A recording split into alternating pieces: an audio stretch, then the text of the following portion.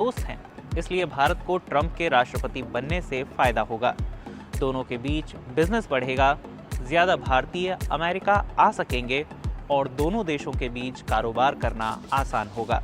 ऐसे तर्क फिलहाल खूब सुनने में आ रहे हैं। भारत के लोग ही नहीं, अमेरिका में भी भारतीय मूल के कारोबारी ऐसा ही मान रहे हैं। हिस्टोरिकली रिपब्लिकन पार्टी का और भारत का हमेशा एक अच्छा साथ रहा है, बिकॉज बिजनेस माइंडेड कम्युनिटी है।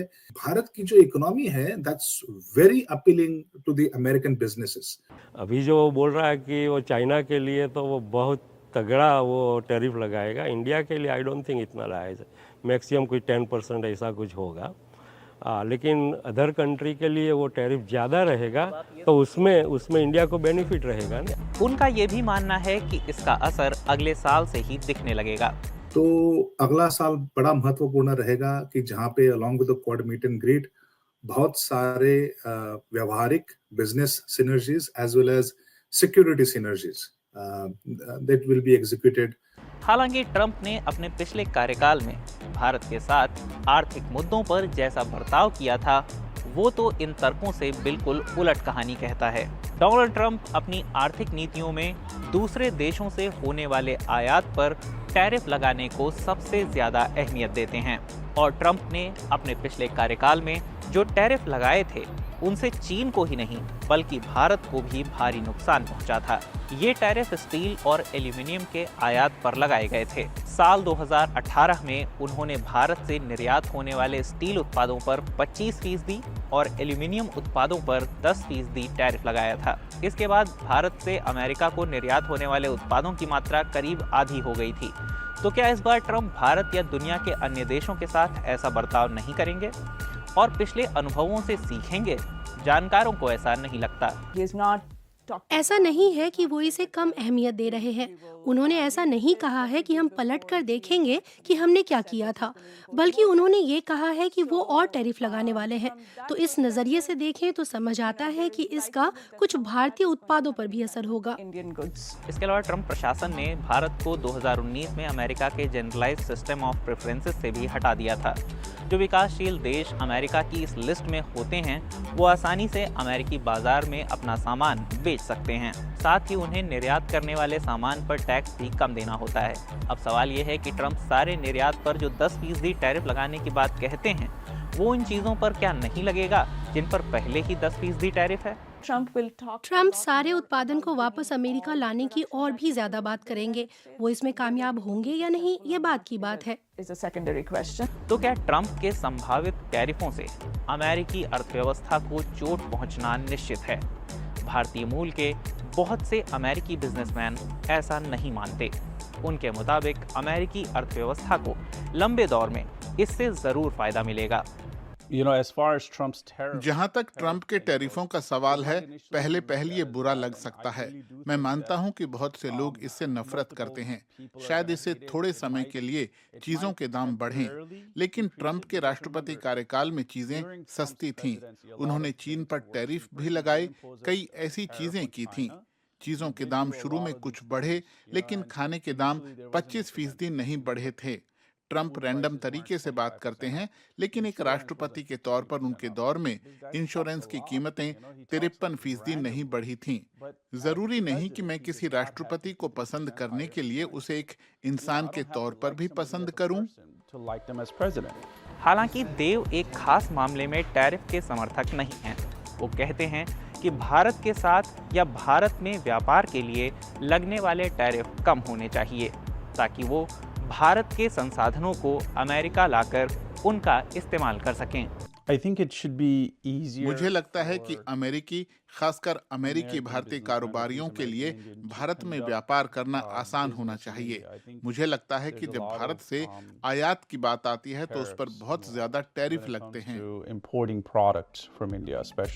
डोनाल्ड ट्रंप के पुराने रिकॉर्ड में सिर्फ भारत से निर्यात होने वाले सामान पर टैरिफ लगाने का विवाद ही नहीं है। उनके पिछले रिकॉर्ड के मुताबिक उन्होंने भारत से निर्यात होने वाले सामान पर दी जा रही सरकारी सब्सिडी पर भी WTO में मुकदमा किया था। अमेरिकी सरकार की वेबसाइट के मुताबिक साल 2019 में इस मामले में WTO के डिस्प्यूट पैनल ने अमेरिका के पक्ष को स्वीकार किया था। उन्होंने माना था कि भारत ने भारतीय निर्यातकों को सालाना 7 अरब डॉलर से ज्यादा की ऐसी सब्सिडी दी जो नियमों के मुताबिक प्रतिबंधित है। पैनल के मुताबिक ये प्रतिबंधित सब्सिडी स्टील उत्पादों, दवाओं, केमिकल, आईटी उत्पादों, कपड़े और जूते वगैरह पर दी गई थी और इसने अमेरिकी कर्मचारियों और उत्पादकों को नुकसान पहुंचाया था। इसके बाद भारत को अपने व्यापारियों को सब्सिडी देने के तरीके में बदलाव करना पड़ा था। भारत की अर्थव्यवस्था को ऐसे कई बुरे असर फिर झेलने पड़ सकते हैं।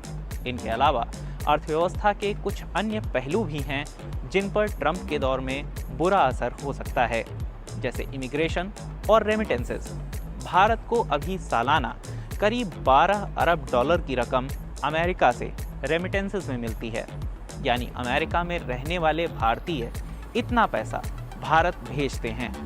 डोनाल्ड ट्रंप की नीतियों का इस पर भी असर होने का डर है। हाल के दौर में अमेरिका में भारत की ओर से सबसे ज्यादा प्रवासी लचीली H-1B पॉलिसी की वजह से आए थे, जो पहले थी। पता ही है कि टेक कंपनियां भारतीय कर्मचारियों को चाहती थी, वो उन्हें लेकर आती थी। लेकिन साफ तौर पर कहें तो ट्रंप के दौर में इमिग्रेशन की नीति किसी भी अन्य राष्ट्रपति के प्रशासन की तुलना में ज्यादा कठोर होने वाली है।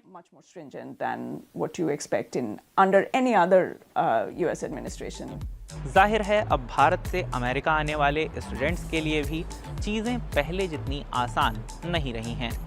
स्किल्ड नौकरी पर आधारित H-1B वीज़ा पिछले कुछ वर्षों में बहुत विवादों में रहा है। कारोबारी नरेंद्र जोशी ऐसे कई मामलों के गवाह रहे हैं जिनमें H-1B वीज़ा पर आए कर्मचारियों को भारी मुश्किलों का सामना करना पड़ा। उसका H1 तब तक है जब तक उसकी जॉब है। जिस दिन उसकी जॉब गई उस दिन H1 गया। उस दिन H4 वो डिपेंडेंट है, उसकी वाइफ। H4 में डिपेंड है तो H1 गया तो H4 भी गया। तो ये ब्लैकमेलिंग जो है ना, ये बंद होनी चाहिए। अब सरकार को ये तो हो नहीं सकता कि नहीं पता। फिर भी स्टूडेंट ब्यूरोक्रेसी में कमी, पढ़ाई और उसके बाद नौकरी की प्रक्रिया को आसान बनाए जाने की उम्मीदें रखते हैं। एज अ स्टूडेंट हमें ज़रूरत है, राइट? हम लोग अगर पढ़ रहे हैं तो हमें चाहिए कि हमारे पास जॉब हो, हमें चाहिए कि हम लोगों का वीज़ा प्रोसेस इजी हो, इतना लंबा वेटिंग पीरियड ना हो। तो ये सब थोड़ा अगर इजी हो जाए, क्योंकि इतना काम रहता है हर दिन और इतना कुछ रहता है, उस बीच में समय निकाल के काम को रोक के आपको बस यही एक कागज़ के लिए you have to fly, go there, come back, wait for so long and always you are on the edge. आप हमेशा है कि अच्छा होगा कि नहीं होगा। तो क्या इस मामले में ट्रंप की ओर से कुछ मदद मिल पाने की उम्मीद लगती है? इमिग्रेशन विरोधी भावनाएं जो इस देश में पिछले कुछ सालों में बढ़ी हैं, उसकी थोड़ी बहुत वजह वो माहौल भी है जिसे ट्रंप बढ़ावा देते हैं। इसका असर होगा, जैसे ये कुछ लोगों को यहाँ आने से हतोत्साहित करेगा, ऐसा मुझे लगता है। चीजों को और खराब करने के लिए डंकी जैसे विवादित मसले भी हैं। हाल ही में अमेरिका ने अवैध तरीके से अपने यहाँ आए हजारों भारतीयों को वापस भारत डिपोर्ट किया था। इतना बच्चा 1.5 लाख से भी ज़्यादा डोंकी से यहाँ आया यूएस में, ओके, और उनकी इतनी बेगतरी हुई है बेचारों की, वो दर दर भटक रहे हैं। और फिर वो गरीब नहीं है। मज़े की बात देखो, 40-40, 50-50 लाख रुपए इंडिया दे के आए हैं वो। जितने भी भारत के जितने भी युवा हैं, उनसे मेरी पर्सनली हम्बल रिक्वेस्ट है, प्लीज़ आप डोंकी के रास्ते मत आओ। बहुत ही इजी है, थोड़ी मेहनत करनी पड़ेगी, क्वालिफाई करो, वीज़ा लो, लीगल तरीके से आओ, चाहे किसी देश के अंदर। बहरहाल ऐसा क्या हुआ कि दुनिया में मुक्त व्यापार का झंडा सबसे ज्यादा बुलंद करने वाला अमेरिका देश के अंदर कारोबार को लेकर इतना संकुचित हो गया? अब किसी से छिपा नहीं है कि राष्ट्रपति पद के लिए अमेरिकी जनता ने ट्रंप का इसलिए भी समर्थन किया क्योंकि वो खुलकर संरक्षणवादी नीतियों की बात करते हैं।